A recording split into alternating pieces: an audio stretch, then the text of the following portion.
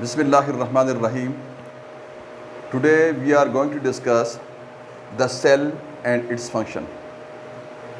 एक लेक्चर हमारा cell and its function पे हुआ जो था प्लाज्मा मेम्ब्रेन पे।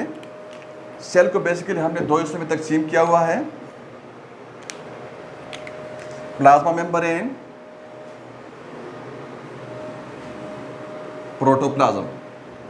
ये प्लाज्मा मेम्ब्रेन पे पहला लेक्चर हमारा हुआ जिसमें हमने पढ़ा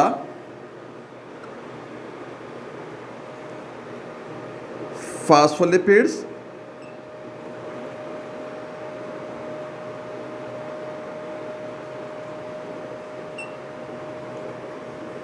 प्रोटीन्स।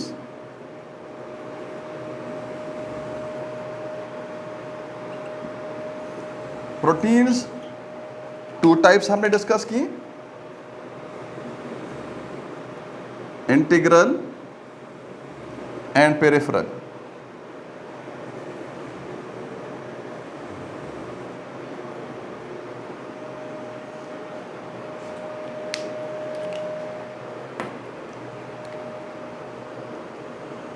उसके बाद हमने carbohydrates molecule,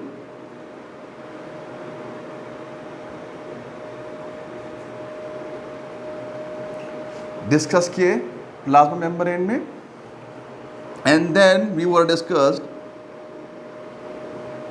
cholesterol molecule,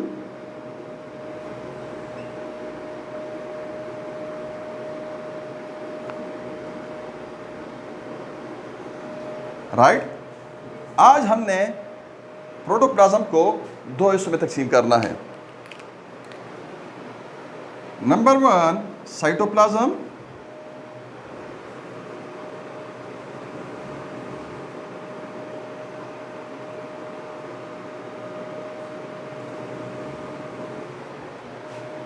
number 2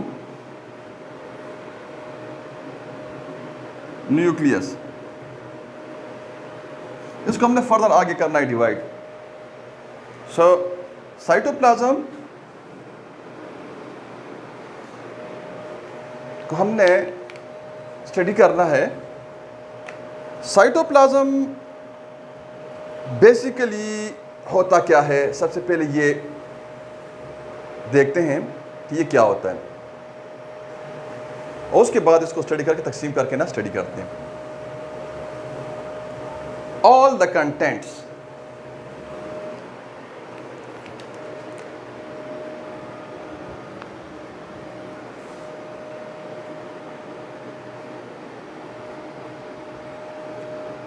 the contents let's suppose this is your cell and this is your nucleus and these are your genes.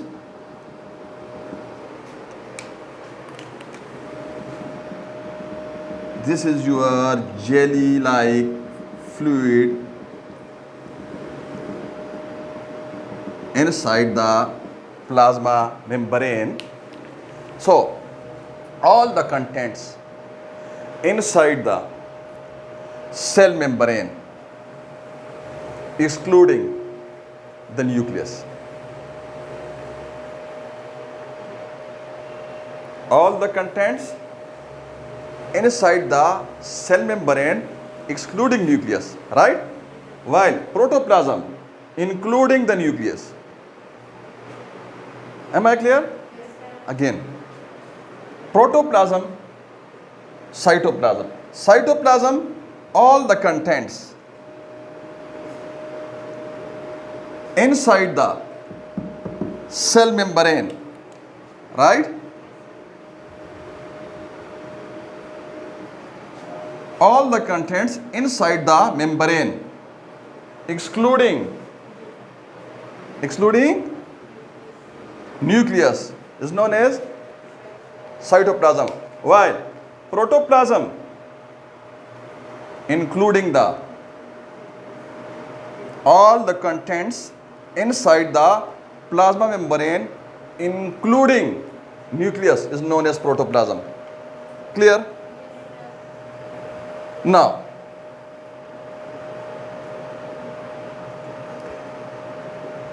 Cytoplasm जो होता है ये होता है प्रोटीन से भरपूर, इसमें मल्टीपल प्रोटीन्स होते हैं, it is full of proteins.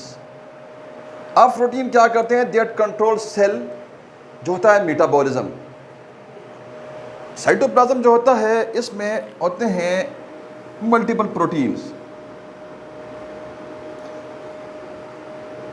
ठीक है जी, विच कंट्रोल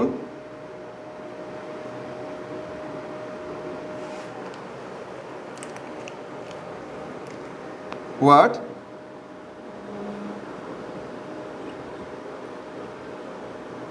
मेटाबॉलिज्म।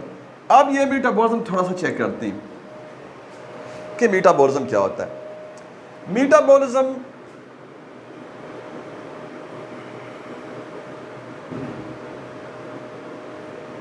मेटाबॉलिज्म के दो हिस्से हैं,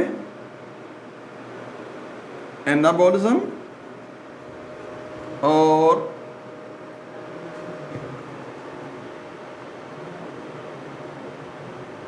कैटाबॉलिज्म, राइट? अब यहां क्या होता है, यहां इधर और इधर क्या होता है? बिल्डिंग अप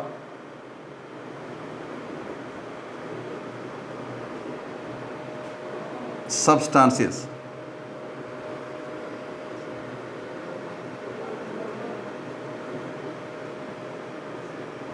चीजें बनना,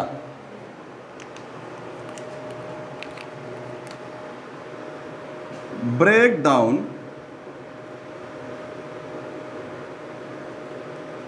ऑफ substances,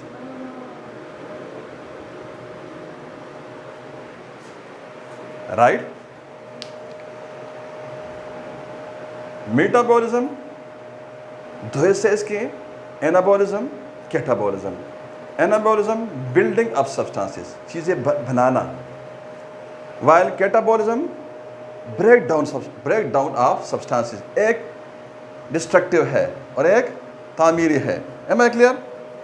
सो जो सिंपली जो नॉर्मली हम यूज करते हैं मेटाबॉलिज्म का वर्ड, उसका मतलब क्या होता है? उसका मतलब यह होता है कि break down of food and transform it into energy, यानी खाने का टूटना और उससे उसको ट्रांसफॉर्म करना, खाने को, फूड को ट्रांसफॉर्म करना एनर्जी में। Now what is energy? Energy means power to work, right? So वापस आ जाएंगे, हम साइटोप्लाज्म को स्टडी कर रहे हैं। सो साइटो सेल, देखें इस वर्ड को हम देखते हैं तो इस वर्ड के दो हिस्से हमें नजर आते हैं, cytoplasm, cell, jelly,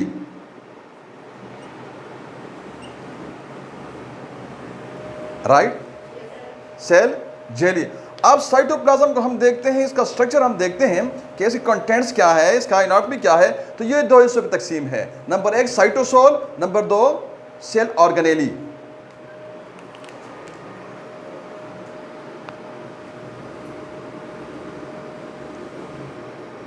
cytosol, number two cell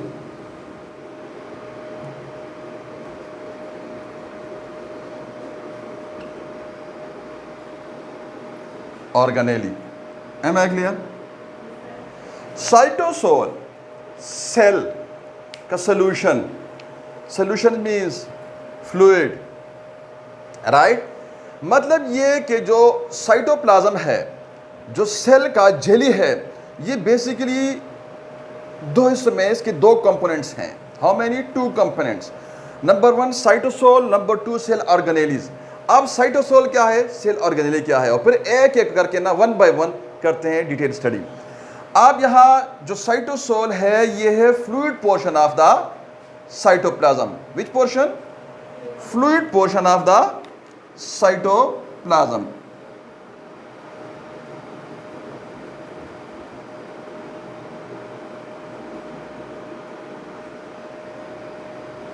आप फ्लूइड पोर्शन लिख दें इधर, राइट, यहां सेमीकोलन लगा दें, ठीक है, fluid portion of the cytoplasm.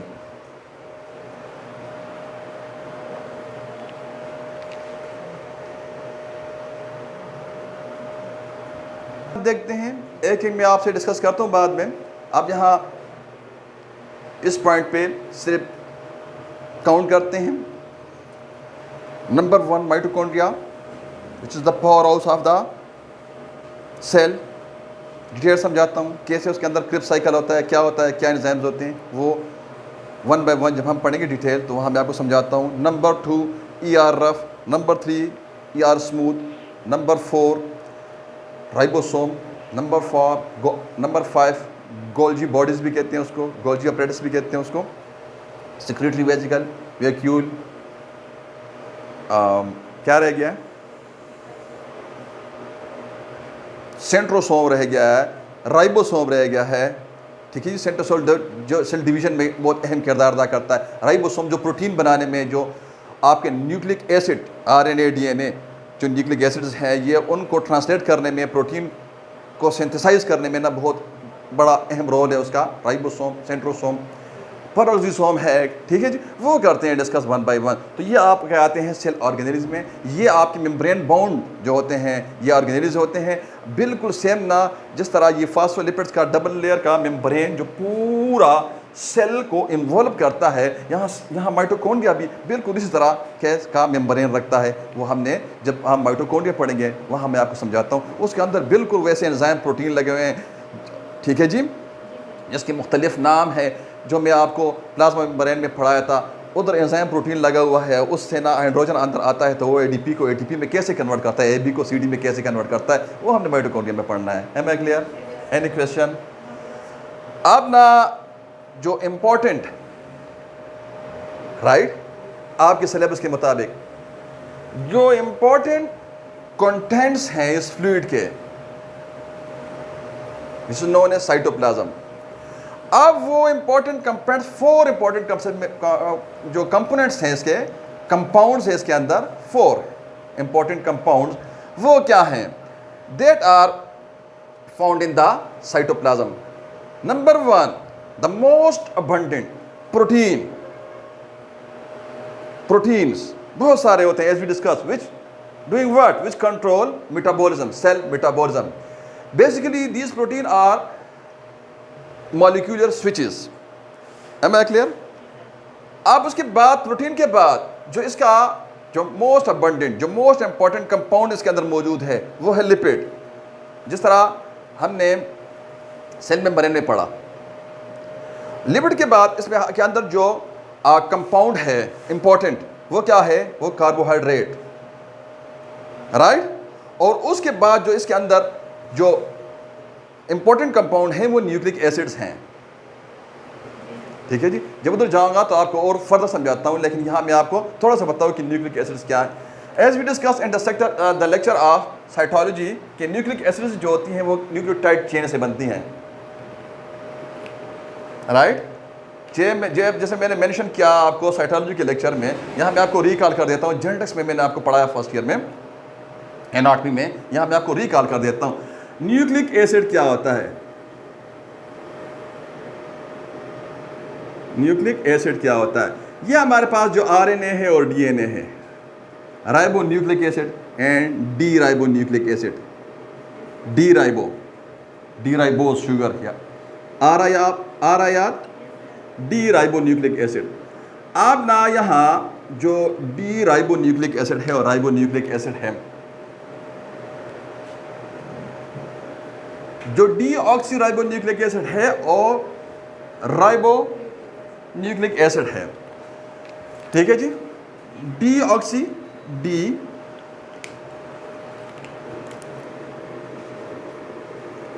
Oxy ribose sugar nucleic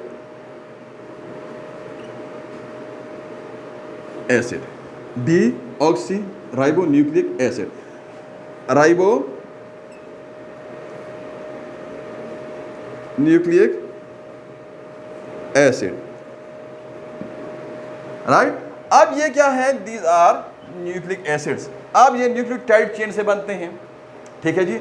as we discuss in the lecture of genetics, case के अंदर जो होता है ये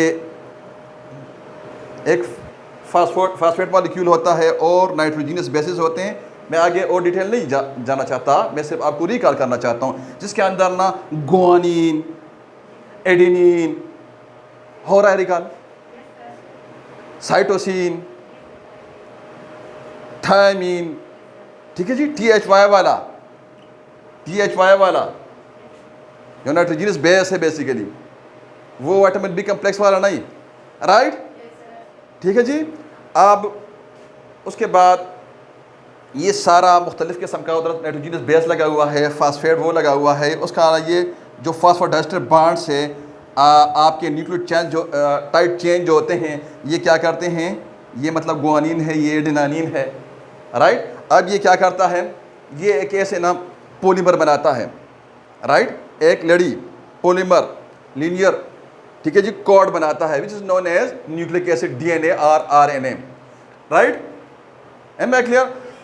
अब इसके बाद जो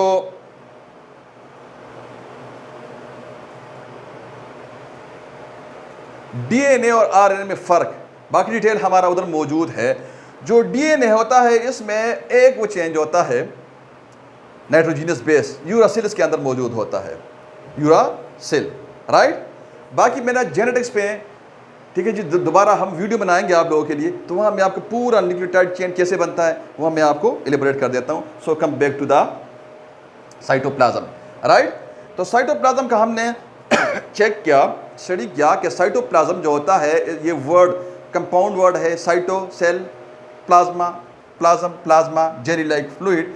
अब उसके बाद हमने साइटोप्लाज्म को डिफाइन किया कि साइटोप्लाज्म क्या होता है, कि कंटेंट्स, ठीक है जी, inside the cell membrane excluding nucleus. अब इंक्लूडिंग न्यूक्लियस तो प्रोटोप्लाज्म, एक्सक्लूडिंग न्यूक्लियस तो साइटोप्लाज्म। अब उसके बाद ना हमने इसको तकसीम किया दो हिस्सों में, राइट, कि साइटोप्लाज्म का जो कंपोनेंट है उसको हमने दो हिस्सों में तकसीम किया, साइटोसोल, ठीक है जी, मतलब ये fluid portion of the cytoplasm, और सेल ऑर्गेनेली, राइट। अब उसके बाद जो साइटोसोल का जो मेन इंपॉर्टेंट कंपाउंड्स थे वो हमने डिस्कस किए कि क्या हैं, प्रोटीन, लिपिड्स, कार्बोहाइड्रेट्स और न्यूक्लिक एसिड। न्यूक्लिक एसिड को थोड़ा हम डिटेल एलिबोरेट किया कि न्यूक्लिक एसिड होता क्या है।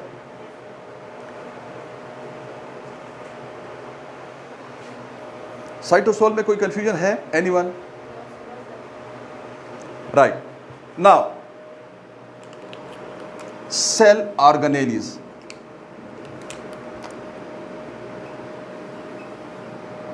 सेल ऑर्गेनेलीज को हमने वन बाय वन करना है स्टडी। उसके लिए ना मैं यहाँ आपका ये सारा रेस करके ना एक बड़ा सेल बना दूँ और उसको वन बाय वन एक एक को हम करते हैं डिस्कस, और उसका फंक्शन हम करते हैं discuss. Am I clear? So मैं कर दूँ ये इसको रेस, ये। So let's start with the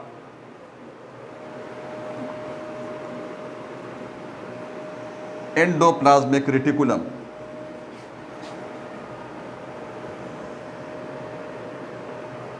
endoplasmic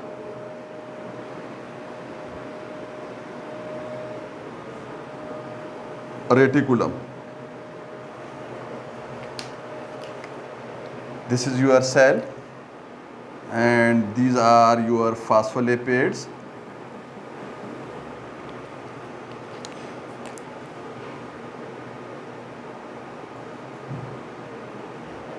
And this is your endoplasmic reticulum.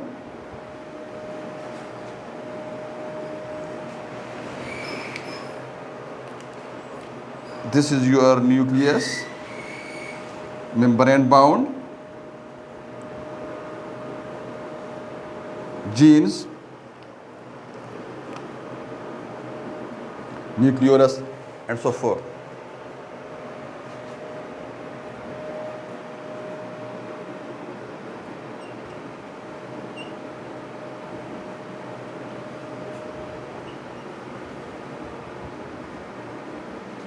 cell organelle or which cytosol,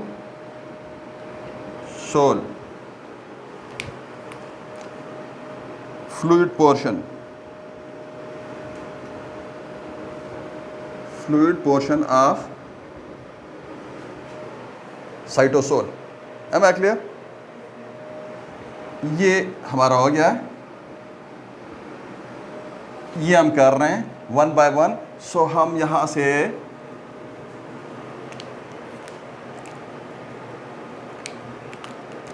लिख दें एंडो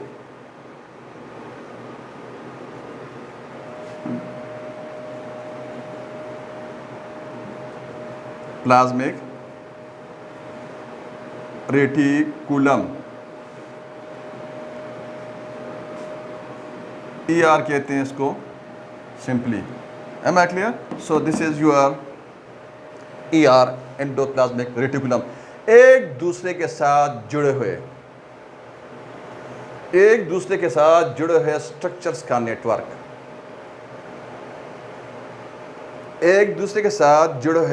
का नेटवर्क, जो है ये एंडोप्लाज्मिक रेटिकुलम कहलाता है. राइट?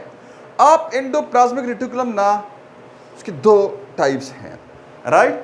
मैं इधर ना ये यहां आपको ये लिख दूं, एक ER रफ और एक ER smooth. M I clear? ये दो हमारे पास ER एंडोप्लाज्मिक रेटिकुलम के टाइप्स हैं. क्या होता है? एक दूसरे के साथ जुड़े हुए स्ट्रक्चर्स का नेटवर्क. एंडोप्लाज्मिक रेटिकुलम रफ होता है, सेल ऑर्गेनेली है. राइट? दो इसके हिस्से हैं, एक है रफ और एक है स्मूथ. अब रफ जो होता है, ये रफ क्यों है ये मैं आपको समझाता हूँ. इसको आप कह सकते हैं ग्रेनुलर भी कह सकते हैं. ग्रेनुलर का मतलब क्या होता है कि दानेदार. अब इस पर ना ये जो दाने होते हैं, जब ये ग्रेनुलर होता है, ठीक है जी, ये क्या होता है, ये ग्रेन्स कहाँ से आते हैं, ठीक है जी, ये कैसे ग्रेनुलर बनता है और फिर ये करता क्या है, क्यों बनता है, ये हमने करना है. ठीक है जी. अब हम सिंपली यहाँ कह सकते हैं, मैं आपको इधर समझाता हूँ. अब हम सिंपली यहाँ कह सकते हैं कि भाई आपका ER रफ है, to which ribosomes are attached. ER type of ER to which ribosomes are attached is known as ER rough, which synthesize what? Proteins. While जो ER smooth है, ये है to which no ribosomes are attached. Am I clear? अब it synthesize what? Lipids. Am I clear? So मैं आपको इधर समझाता हूँ. अब देखें होता क्या है. ठीक है जी, मैं ब्रीफली आपको इधर समझाता हूँ क्योंकि हमारा टॉपिक वो नहीं है आज. ठीक है, जब इधर में जाऊंगा ना क्रोमोसोम्स में और जीन्स में मैं जाऊंगा, जब ये पोर्शन हम पढ़ेंगे न्यूक्लियस में, तो इधर मैं आपको डिटेल पढ़ाता हूँ. सारा जो हमने नाइट्रोजनस बेसिस डिस्कस किए, सारा फॉस्फोडाइस्टर बॉन्ड्स, सारा जीन्स के नाम, जीन्स के काम, एक्टिवेशन, ट्रांसक्रिप्शन, ये सारा मैं उधर आपको समझा देता हूँ in the lecture of the nucleus genetics. Am I clear? So इधर हमने सिर्फ इस पॉइंट को क्लियर करने के लिए ना, इस पॉइंट को कि ER रफ क्यों होता है. ER रफ जो उसके ऊपर जो ग्रेन्स होते हैं, ग्रेन्यूल्स होती हैं, वो ग्रेन्यूल्स कहाँ से आती हैं और वो करता क्या है. आज जब ग्रेन्यूल्स उसका हम ब्रेक करके ना उस पर ग्रेन्यूल्स लगाते हैं, इसको करते हैं स्मूथ से, इसके ऊपर ग्रेन्यूल्स लेके आते हैं, तो उधर से हमें अंदाज़ा हो जाता है कि ये क्या करता है. स्मूथ क्यों होता है, ये लिपिड्स कैसे बनाता है. ठीक है, ये मैं थोड़ा सा आपको बताऊँ. यहाँ ये न्यूक्लियस है, शाबाश. अब जो न्यूक्लियस है, क्योंकि मैं आप लोगों को फर्स्ट ईयर एनाटॉमी में डिटेल पढ़ा चुका हूँ. अब ये न्यूक्लियस है, इसके अंदर जो होता है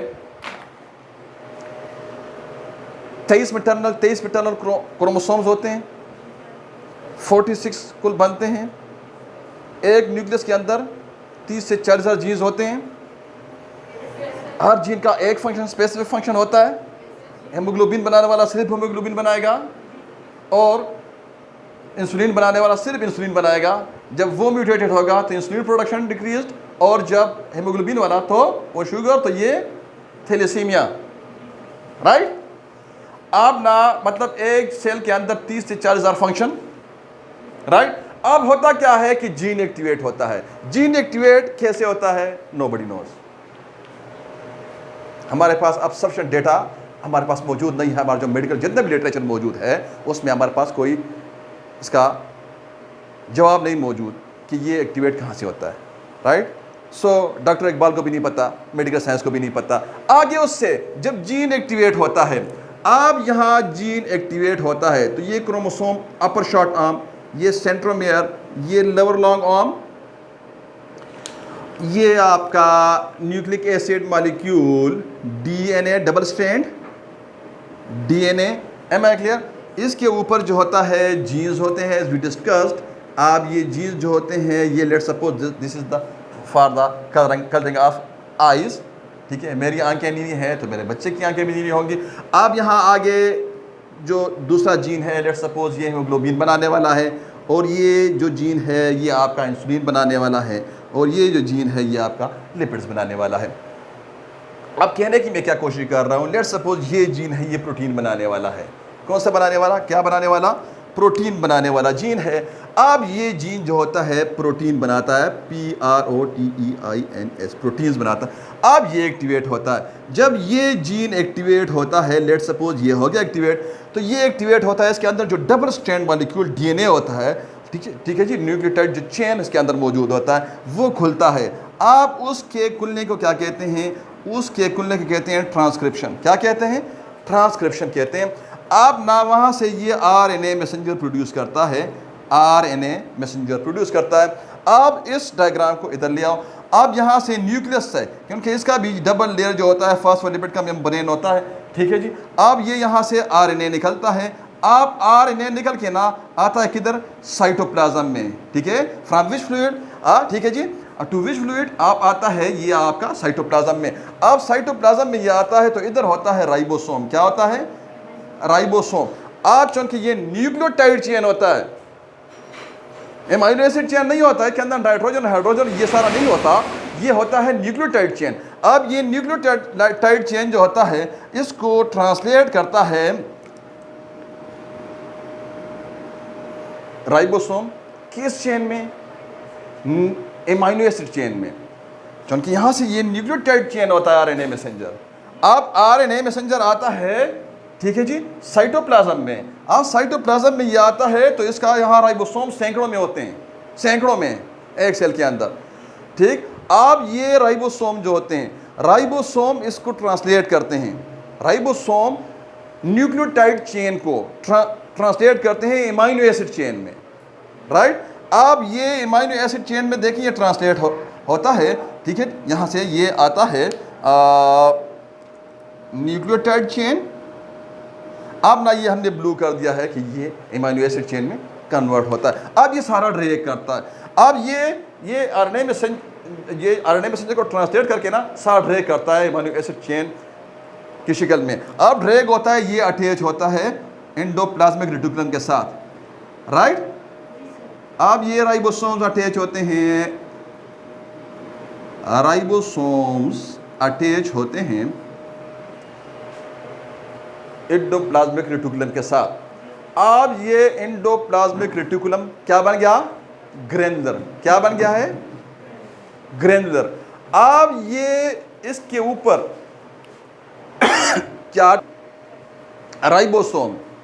अब ये राइबोसोम, शाबाश, ये क्या करता है? आरएनए मैसेंजर को ट्रांसलेट करता है एमाइनो एसिड चेन में, मतलब क्या कि प्रोटीन चेन में। अब ये ड्रैग करता है या रफ की तरफ, ये इंटरकनेक्टेड जो स्ट्रक्चर हमने डिस्कस किए, अब इधर करता है। तो इसमें क्या होता है, इसको मैं थोड़ा कुशादा कर दूं, ये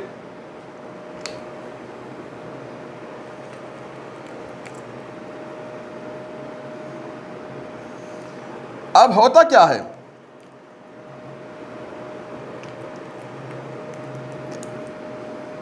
इसके अंदर एंजाइम्स होते हैं यार। जो एंडोप्लाज्मिक रेटिकुलम होता है इसके अंदर एंजाइम्स होते हैं। एंजाइम का काम क्या है? चीज़ों को ट्रांसफॉर्म करना, कन्वर्ट करना, ए बी को लेकर सी डी में कन्वर्ट करना। इधर एक नास्टी किस्म का एंजाइम मौजूद होता है,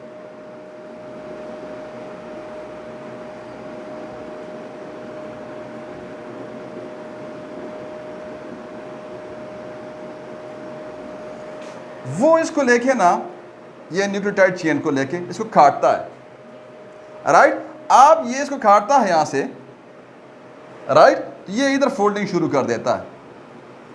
एम आई क्लियर? अब यहाँ से ये इधर फोल्डिंग शुरू करता है, राइट।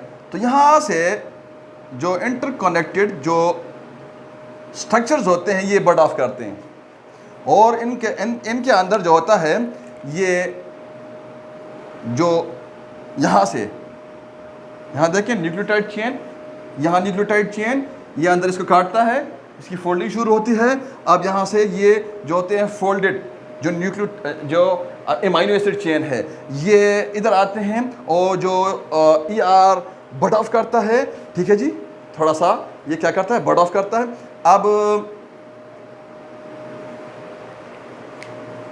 अब ये बड ऑफ करता है, तो बड ऑफ करने के बाद होता क्या है कि ये, ठीक, अब ये इधर होता है एक दूसरा स्ट्रक्चर जो हमने आगे पढ़ना है और साथ साथ हो भी जाता है, which is known as Golgi apparatus,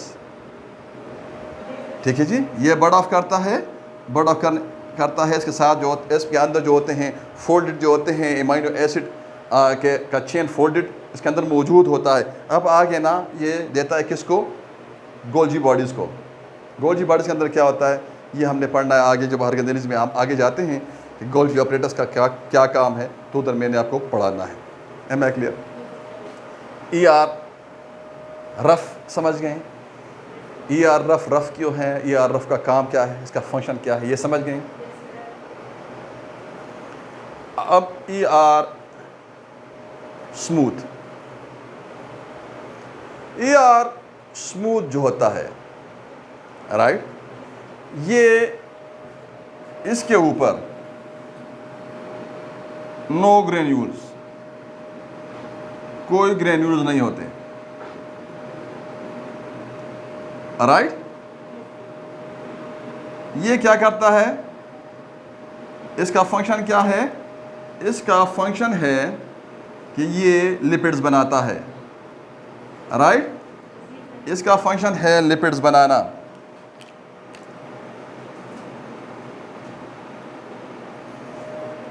right, तो ये आपका ER रफ आ गया समझ आप लोगों को, ER स्मूथ समझ आ गया है?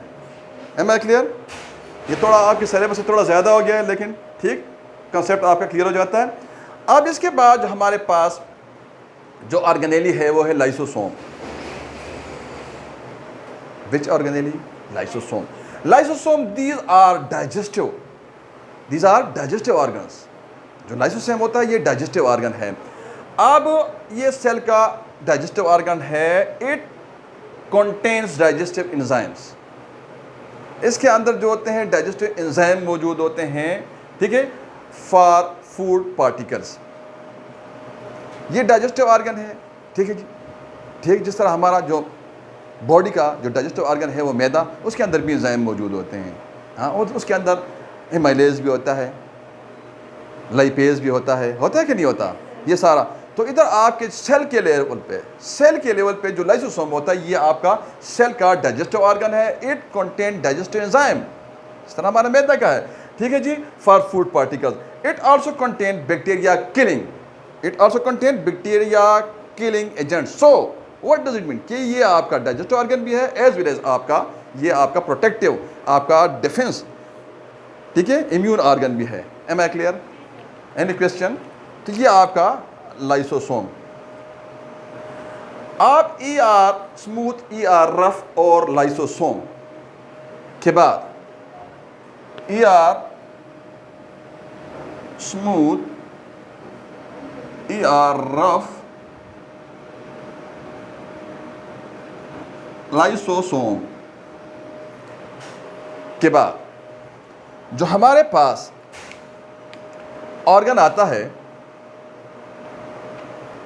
वो है राइबोसोम। अब ribosome these contain RNA। Ribosome के अंदर RNA होता है कि नहीं होता? कैसे होता है? अब ना मैं आपको बता दिया कैसे होता है, ठीक है जी। Transcription, gene activation, transcription of DNA, double strand DNA molecule, double strand nucleotide chain, transcription, RNA messenger, which membrane, nucleus membrane से बाहर जाता है, न्यूक्लियस मेम्ब्रेन से बाहर जाता है, अटैच होता है किधर, राइबोसोम में। अब राइबोसोम में इधर लिख दूं राइबोसोम, एम आई क्लियर? अब राइबोसोम, इसके अंदर क्या होता है, आरएनए मॉलिक्यूल। इसके अंदर क्या होता है, आरएनए मॉलिक्यूल। अब इसके अंदर आरएनए मॉलिक्यूल कहां से आता है, समझ आ गई?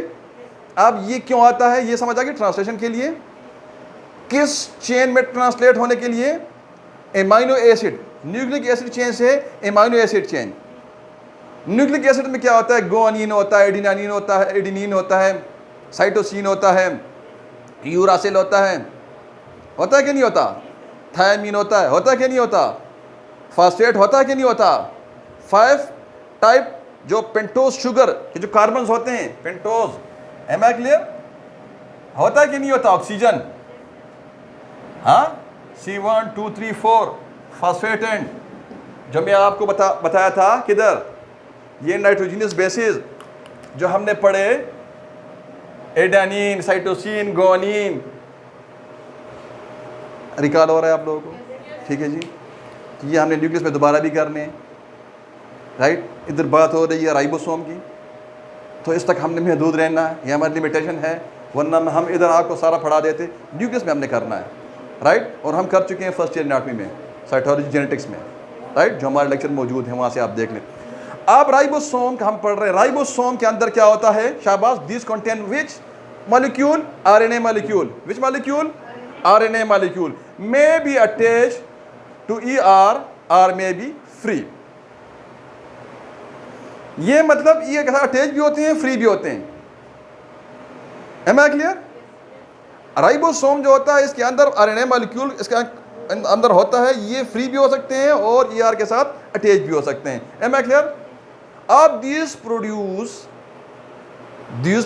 which product, anyone? These ribosomes produce which product, anyone? Proteins, right? These produce proteins, right? Am I clear? Ribosome आपका हो जाता है कंप्लीट। तो ये हमारे पास कितने हो गए, number 1 ER smooth, number 2 ER rough, number 3 lysosome, number 4 ribosome. Am I clear? अब राइबोसोम के बाद जो हमारे पास सेल ऑर्गेनेली है वो है सेंट्रोसोम। सेंट्रोसोम ये न्यूक्लियस के करीब होते हैं, राइट? ये न्यूक्लियस के करीब होते हैं, इधर करीब होते हैं राइबोसोम। सेल डिवीजन में हमने मैट्रिक में भी पढ़ा और मैंने आपको सेल डिवीजन में पढ़ाया भी। अब ये क्या होते हैं, न्यूक्लियस के करीब होते हैं, इसमें से 2 सेंट्रियोल्स बनते हैं। अब जब ये 2 सेंट्रियोल्स इससे बनते हैं तो ये सेंट्रियोल जो होते हैं ये एस्ट्रल रेस के जरिए आपस में अटैच होते हैं, एक पोल की तरफ चला जाता है, दूसरे पोल की तरफ जाता है। बाकी सेल डिवीजन में हमारा पूरा लेक्चर मौजूद है। यहाँ हमारा सेल ऑर्गेनेल्स कब कर रहे हैं कि ये क्या करता है। सेंट्रोसोम हमें लोकेशन समझ आ गया है कि ये न्यूक्लियस के करीब होता है, इसमें 2 सेंट्रियोल्स होते हैं। ये सेल डिवीजन के शुरू में, स्टार्ट में, तकसीम में ये मतलब ये काम, ये अपना रोल अदा करता है, मतलब it participate in early stages of cell division. Mitosis division है, मियोसिस डिवीजन है। तो ये माइटोसिस डिवीजन में जिसमें फेजेस होती हैं, प्रो फेज होता है, बीटा फेज होता है, एना फेज होता है, टीलो फेज होता है, ठीक है जी, which we discuss in the lecture of anatomy. Am I clear? Any question? No question.